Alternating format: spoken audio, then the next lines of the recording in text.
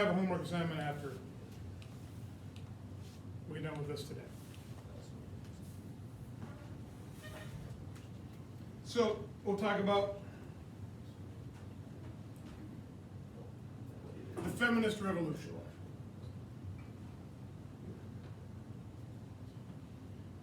So there's a whole bunch of economic changes in the late 20th century.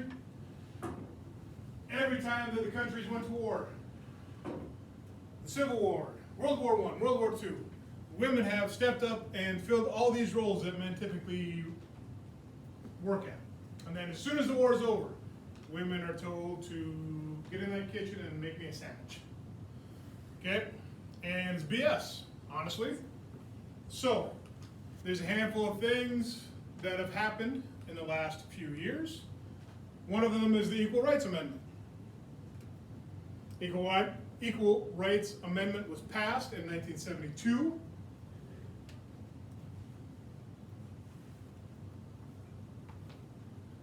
The Equal Rights Amendment said that women and men should be treated differently.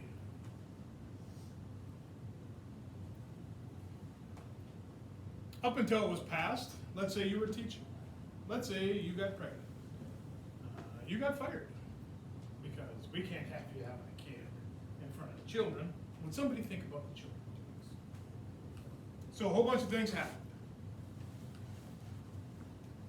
So over the past 5 decades since the passing of the Equal Rights Amendment, women have steadily increased their presence in the workforce. In the 1990s, I think it was like 1997, the percentage actually shifted so that there were more women working than men. And it's been fairly consistent. Now it's not like it's not 70 to 30, but it's like 57 to 43 type of deal. So it's fairly close, but women have actually taken more jobs recently than men have. The thing that's jacked up about it is that in most instances, women still get lower wages. Most women work lower paying jobs with less chance of advancement and less opportunity for management.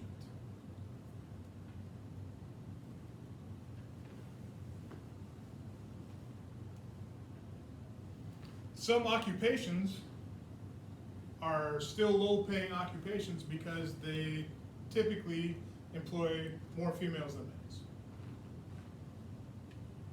It's just the way that works. So ladies, you have an opportunity to hopefully change that in your life. There's just a rundown of the percentage that people make, women compared to men. So if you're an airline pilot, if you're a female airline pilot, you make 71% of the salary that your male counterpart would make. You do the exact same job. If you're a doctor, you make 71%. Again, you do the exact same job. It's pretty messed up. How is that? How are those numbers found? Because they take an average of, if you take a look at, like, let's say you go to cardiology, and you take a survey of everybody in the cardiology department. And a lot of this is, it's public record to an extent, but it's one of those deals where it's like, you do the survey. So if all of us are here working in a hospital and we're all doctors, we're all in family practice, general medicine, and I make $100,000 and you make $100,000 and you make $100,000 and you make $100,000 and you make $100,000 and you make $100,000, you make $71,000. You make $71,000. And you make $71,000. That's how it's fun. Now, obviously, if I'm a brain surgeon and you're an ER doctor, my salary is going to be higher than your salary because of my specialty. You know what I mean? That's not the way that is calculated. It's not, they're comparing apples to apples, if that makes sense to you. So it's not a skewed number system. So in January 2009, the Obama administration passed something known as the Lilly Ledbetter Fair Pay Act. And the Lilly Ledbetter Fair Pay Act enabled people, women, to go back and file discrimination suits against companies for unequal pay without the aspect of having it be time sensitive. So if Ainsley goes and works for NASA and she's underpaid for the first 10 years of her career, and then she takes her job and she goes to work for Boeing. Well, 30 years down the road, you can look back at your time at NASA and go, well, they severely underpaid me, and you can file a discrimination lawsuit against them if you wanted to. Before, there was a specific time window in which you had to file that. Now, there is no time window. It's just you can file it as you come across the knowledge, or you come across some different information that you weren't aware of at the time that you had that job.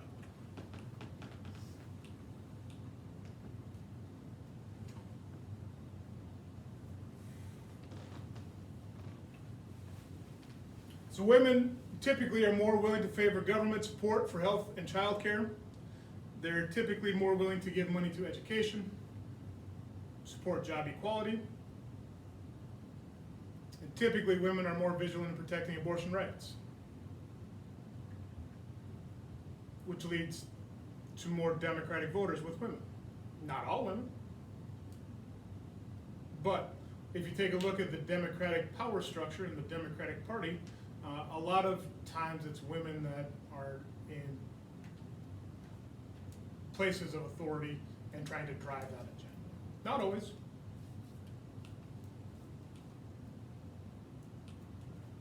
So that's women's rights.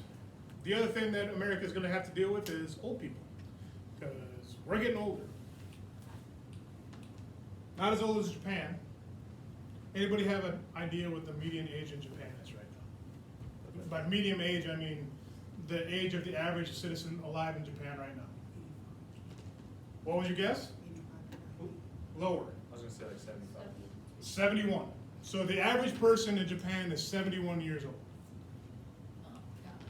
Now, there's obviously younger people. But one of the things that they're dealing with in Japan is that nobody's having kids. So if there's not a very high birth rate, then the population gets older and older. So one of the things that America is currently dealing with is that number one, people are living longer than they have previously because of medical advancements. And the other thing that's happening is the largest population in the United States for the last 50 years is actually the baby boomers. And the baby boomers that were born after World War II are now 65, 70, 75 years old. So they get into a situation where they're all retiring. That's the majority of our population now, or the highest percentage of our population.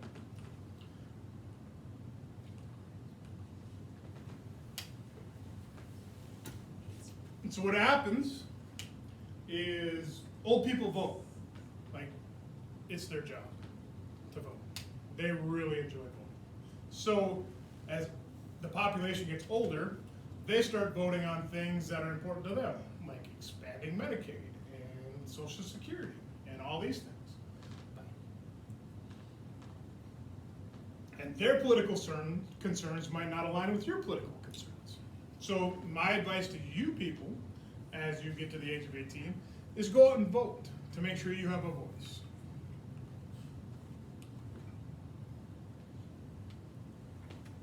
The other thing that old people do besides vote is they go to the doctor a lot, because they got issues.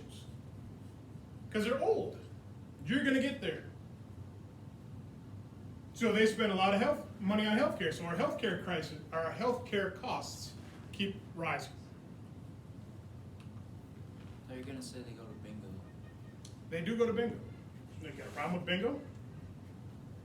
You have a chance to sit down, hear numbers being called, and win money. Who wouldn't want to go to bingo? That's the better question. The other thing that happens, or the other thing that's talked about is a lot of Social Security. the amount of money in the Social Security pot is decreasing rapidly. Because the amount of people who are retired and no longer working have increased rapidly. So everybody, not everybody, but typically in an election cycle, they will talk about the need to reform the Social Security system. Because it's going to run out of money soon. Probably before you ever draw Social Security. If they don't do anything to reform Social Security, by the time you are done working, you will not get Social Security. Even though you will spend your entire life paying into Social Security. That's pretty jacked up. I might not get Social Security.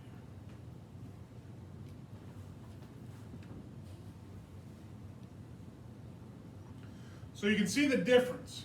It's called an unfunded liability. The difference between what the United States government has promised to pay people in Social Security and the amount that they actually have, the difference is about $7 trillion.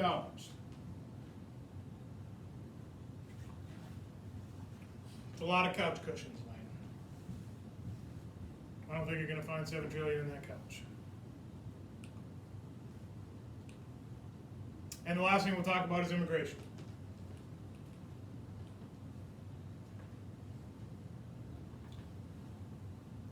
As the United States continues to expand and grow, about 1 million people a year come into the United States. It's been happening since the 1980s, and it's continued up and through the 2000s.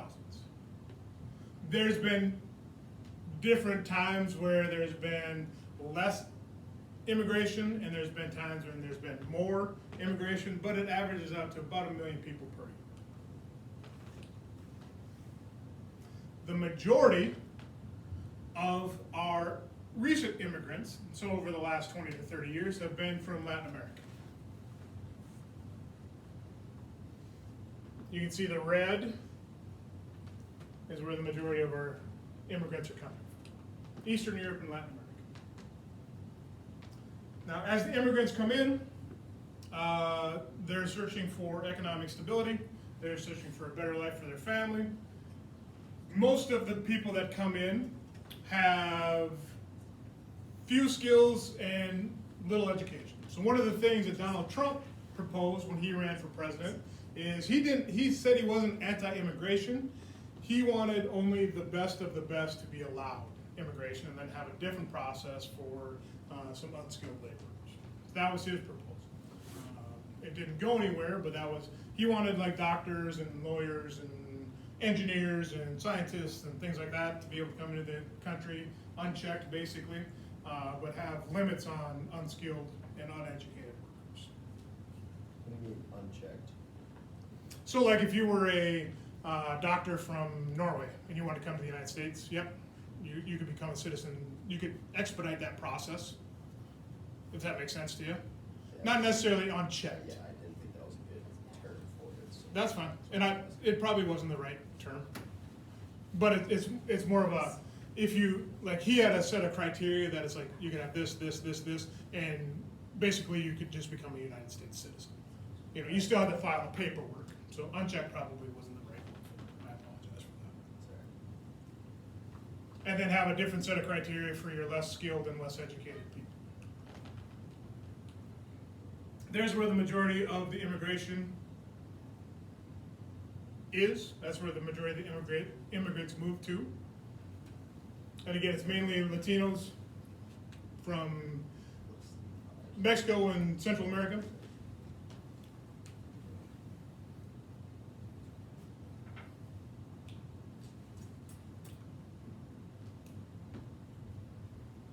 Now, one of the debates that is constantly happening around immigration is whether or not America can continue to welcome all of the immigrants in, and the problems that arise as you allow more and more immigration to take place.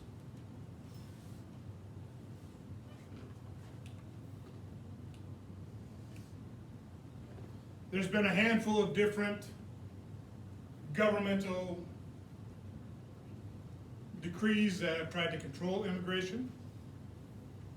The biggest one, and I shouldn't say that that nobody has a problem, but most people don't have a problem with legal immigration. Like if you go through the process and fill out all the paperwork and all that stuff, most people are fine with that process. The thing that people struggle with is the illegal immigration aspect of it.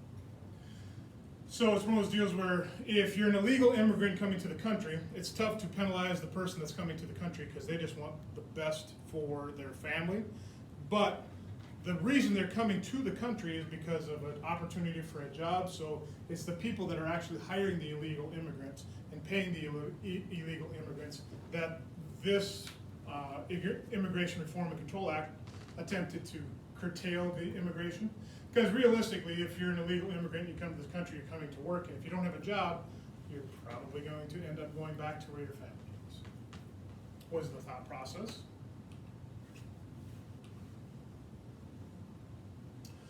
Every time there is an economic recession or if there's an economic problem, immigration becomes a bigger issue. The reason is because if I don't have a job and an illegal immigrant has a job, that causes hurt feelings. And so in the early 90s, when the economy took a downturn, that was an issue. In the late 2000s, when the economy took a downturn, that was an issue.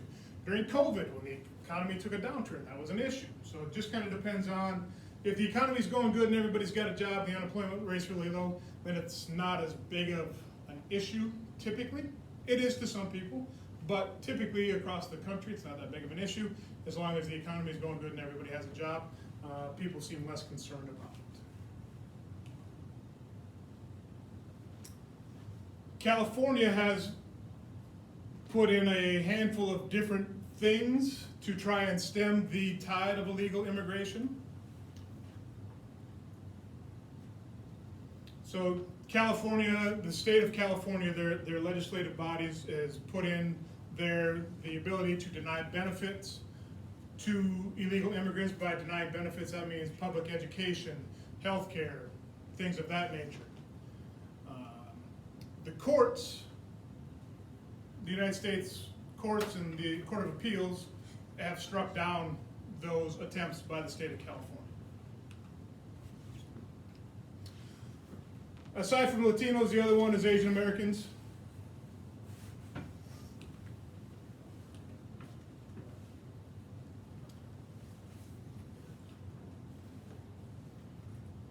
The difference between Asian Americans and the majority of the Latino Americans is the education level of the Asian American immigrants is typically higher, so their ability to earn more money is typically better. They're about 25% better off than the average white household. And that's the end of it.